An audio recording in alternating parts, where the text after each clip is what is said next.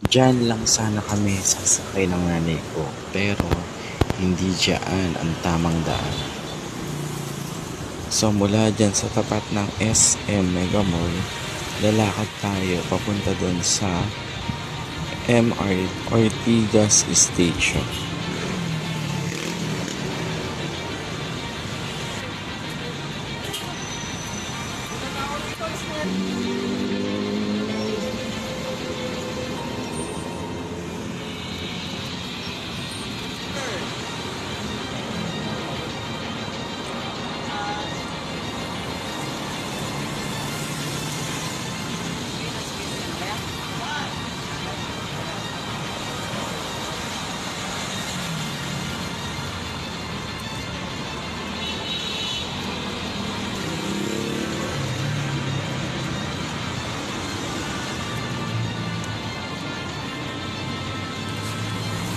Eto na, paakyat na ng bundok, paakyat na ng station.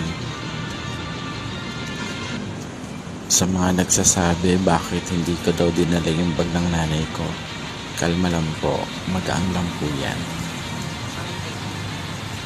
Yung mga nasa likod namin, sinisenyasan ko na mauna na sila.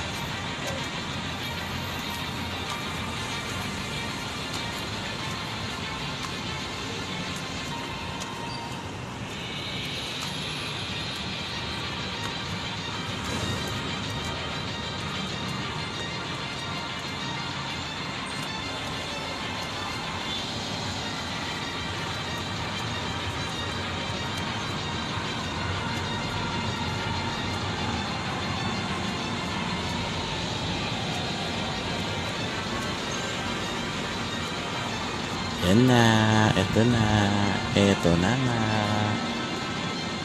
So, tignan natin kung gaano kataas yung kanyang nilakad. Yan. O, diba ang daming tao? Inhale, exhale. Inhale, exhale. Hindi pa natatapos ang lakarin.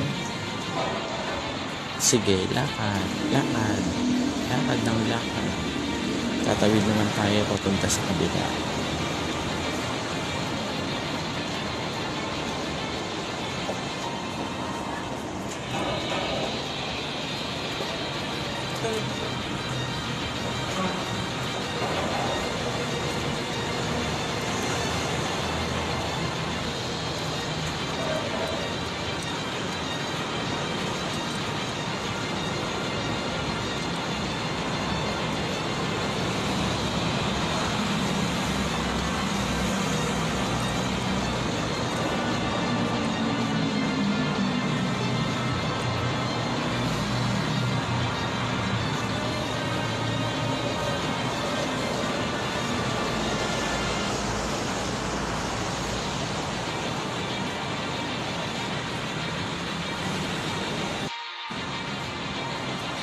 Katawid, lalakad na naman, paakyat.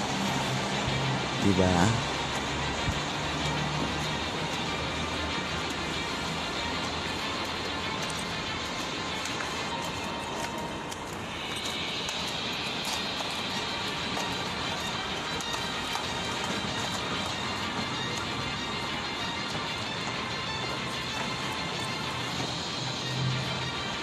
Akyat ulit. Sige, lakad.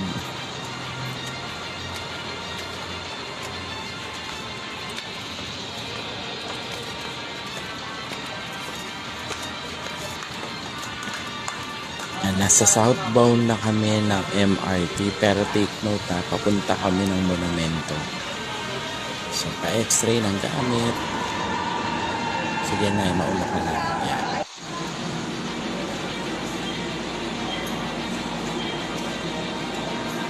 Okay, yan. Sige, lakad na naman. Lakad na naman, lakad.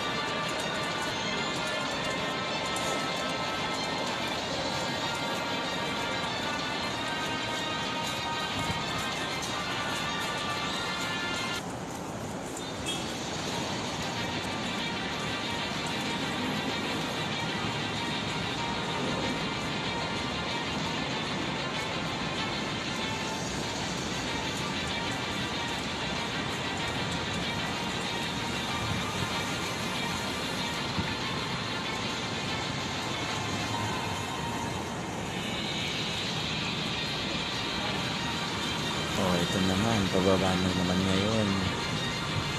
Sige, lakad. Baba. Baba.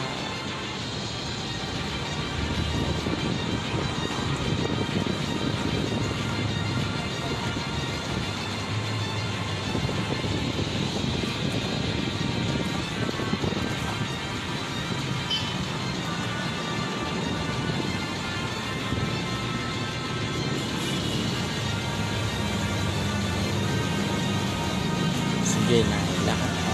Lakad. Sige, baba. Ayan, malapit na.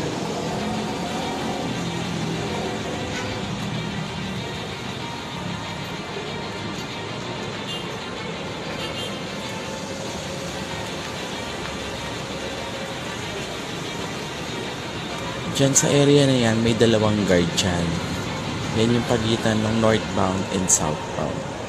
Kaso nga, isinara nila yung daan dyan. Kaya umikot yung mga commuters. Yan, ayan, konting steps na lang. Nasa baba ka na talaga na. Sige pa, lakad.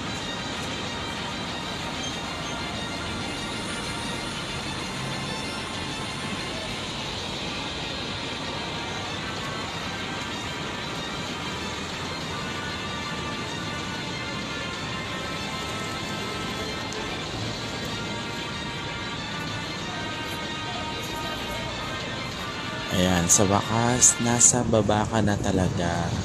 So, doon na tayo pupunta sa bus station.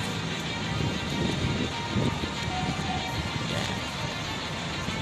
Sige, lakad pa, lakad. Konti na lang.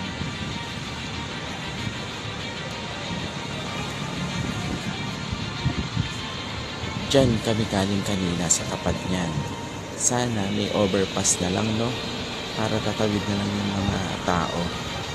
Kaso, no comment na lang ako. Kawawa yung mga senior citizen, yung mga hirap maglakad. Pero wala tayong magagawa kasi yan yung gusto nila. Tayo ay susunod lang kahit mahirap. Imagine, no, dyan tayo galing kanina. Ngayon, sasakay lang ng bus papuntang Monumento. Dati, nung wala pa yung carousel, from Malanday to Shaw Boulevard, nakakabiyahe mag-isa yung nanay. Diretso yun. Pero ngayon, iba na yung sitwasyon. Iba na yung mga programa nila na pang sasakyan, pang commuters, at mga pang bus. Ngayon, aakyat na naman ng overpass, tapos tatawid at bababago na sa tapat ng BPI at MCU.